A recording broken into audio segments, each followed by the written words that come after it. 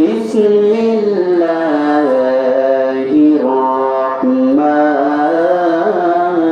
রহিম কাইফা তাকফুরুনা বিল্লাহি ওয়া কুনতুম আমওয়াতান ফাআহইয়াকুম সুম্মা ইউমীতুকুম সুম্মা ইউহয়ীকুম সুম্মা ইলাইহি তুরজাউন। বলেন আল্লাহু আকবার।